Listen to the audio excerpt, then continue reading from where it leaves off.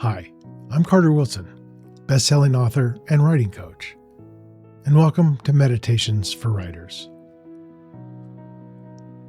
This is a space for writers who are in it for the long haul, the ones who love storytelling but also wrestle with doubt, frustration, comparison, rejection, and all those questions about whether they're good enough or ready yet. Each meditation is about strengthening not just your craft, but your mindset. Because writing isn't only about talent. It's about endurance, clarity, faith, and it's about showing up again tomorrow. So today we're going to talk about patience. What it really means in a writer's life.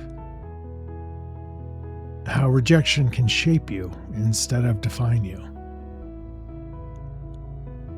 And how to keep moving forward even when progress feels so invisible.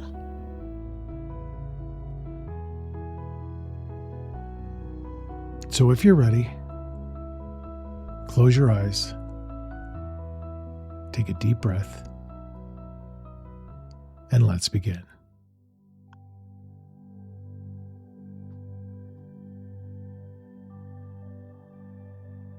Wherever you are right now, just pause for a second.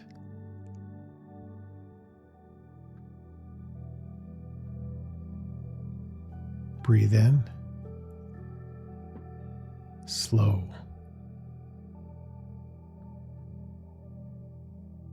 And out.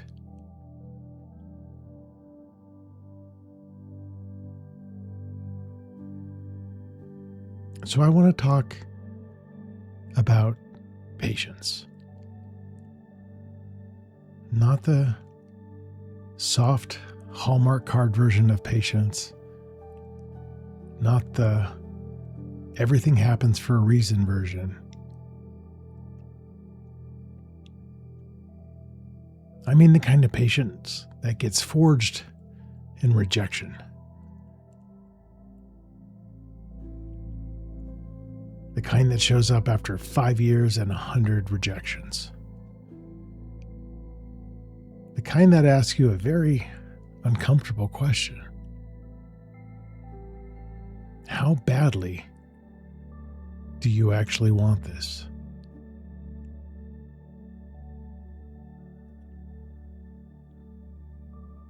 I think every writer knows who's been in it for a while that breaking in is hard.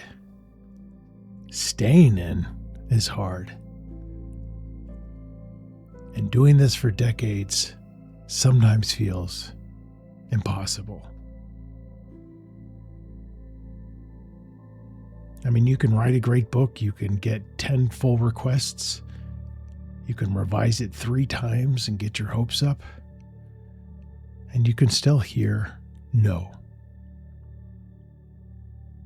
Over and over. And that hurts. Of course it hurts. It's personal.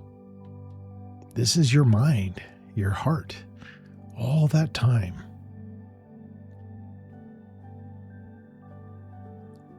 But the shift takes place when you reframe rejection as information.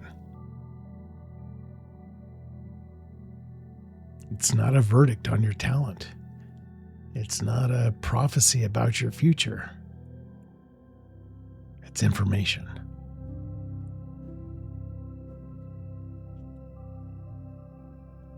Sometimes the information is about craft. Sometimes it's about timing. Sometimes it's about market. And honestly, sometimes it's about you not quite being ready yet. And that last one is the hardest to swallow. But it also might be the most freeing. Because if you're not ready yet, that means you're on a path. It means you're building something.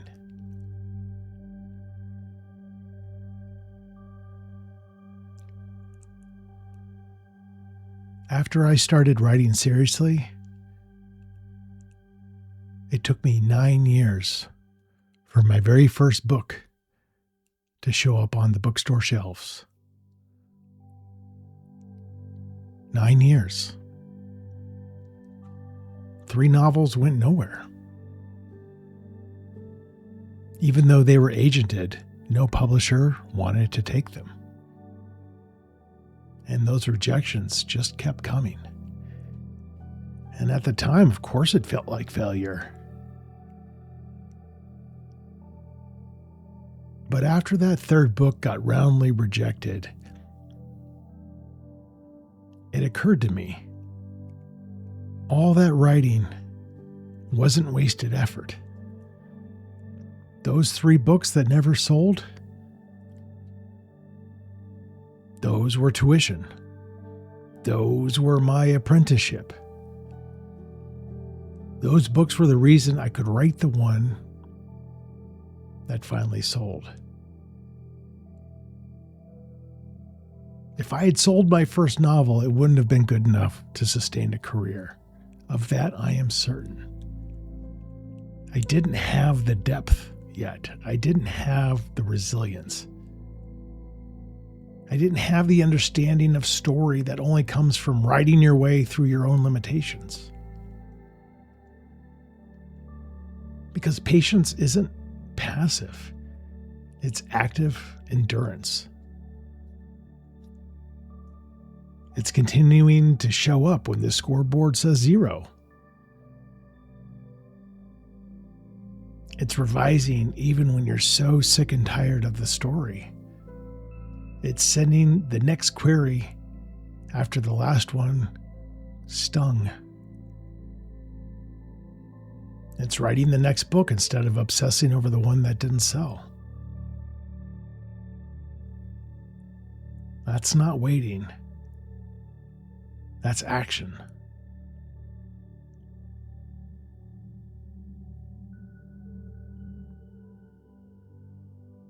I heard an analogy about being a river and how a river always finds its way to the sea. Doesn't matter how many obstacles are in its path. If there's a rock, the river goes around it. If there's a mountain, the river cuts through it. It might take 1,000 years, but eventually. The river doesn't rage at the mountain. It doesn't panic. It doesn't say, maybe I'm not meant to be a river. It just flows. And that's what patience looks like for a writer. You don't stop being a writer because someone says no. You don't stop flowing because an agent passes. You don't stop moving because the publisher doesn't see it yet. You just keep going.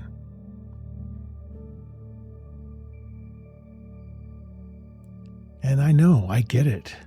Tons and tons of rejections can be so mentally debilitating. And don't get me wrong, you're allowed to be frustrated. You're allowed to be angry. You're allowed to explore other avenues, to self-publish, hybrid publish, change genres, change strategies, take a break. Patience does not mean stubborn blindness. It means you keep your core belief intact. And that's the belief that you would write even if nothing ever got published. And that's really the question that matters. If no one ever read your work, would you still do this? If the answer is yes, then you already have patience. Because you're not waiting for permission to love storytelling. You're not outsourcing your identity to an industry. You're doing the work because it's who you are. And that ocean that you're flowing towards could be traditional publishing. Might be a hybrid career. It might be a readership you build slowly over years.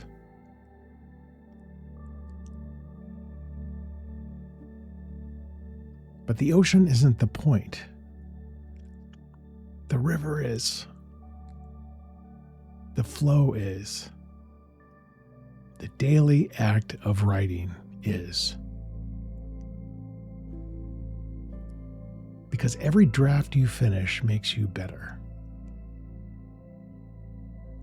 Every critique that stings sharpens you.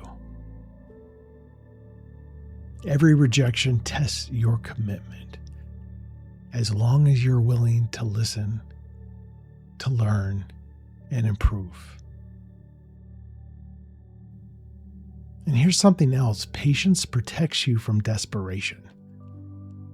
Because desperation makes you chase trends, or it makes you compare yourself constantly.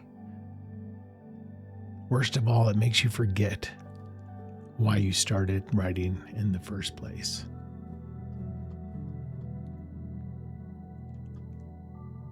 Patience lets you build something real. It allows you to develop your voice instead of copying somebody else's. It allows you to mature as a storyteller.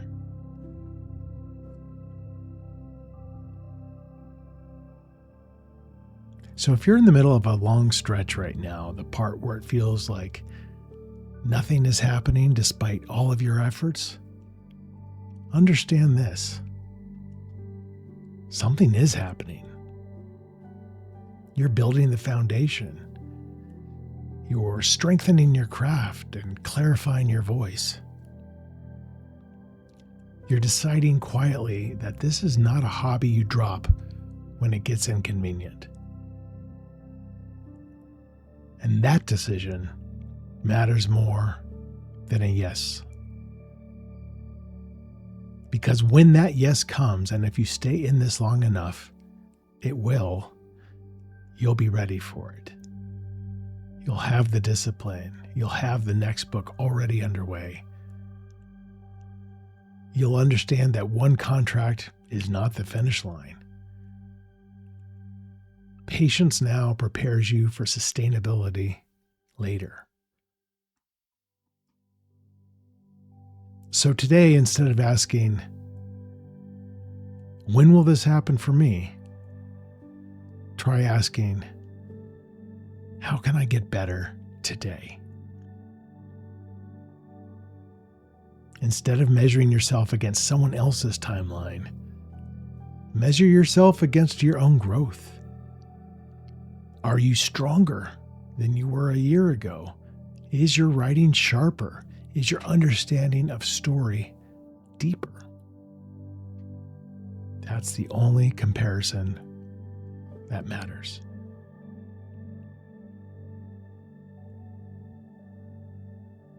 Take another deep breath. Hold it to a count of 4. And release.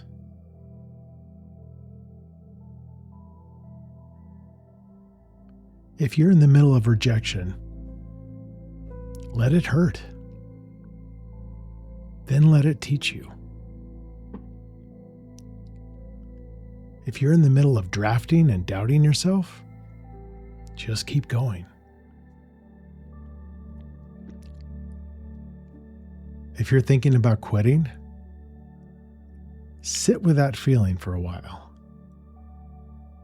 and ask yourself whether you're tired or whether you're truly done.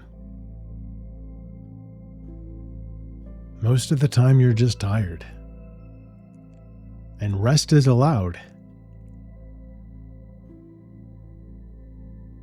Quitting out of fear is something different. Be the river, not because it's poetic, but because it's practical. Keep flowing, keep adjusting, keep moving. The mountain in front of you is not a stop sign. It's a shaping force. It will make you more deliberate,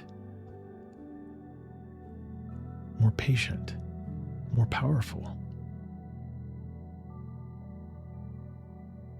And one day, whether it's sooner than you think or later than you want, you'll look back at this stretch and realize it wasn't the obstacle. It was the training ground. So breathe. Return to the page. Write the next sentence. That's patience. And for today, that's enough.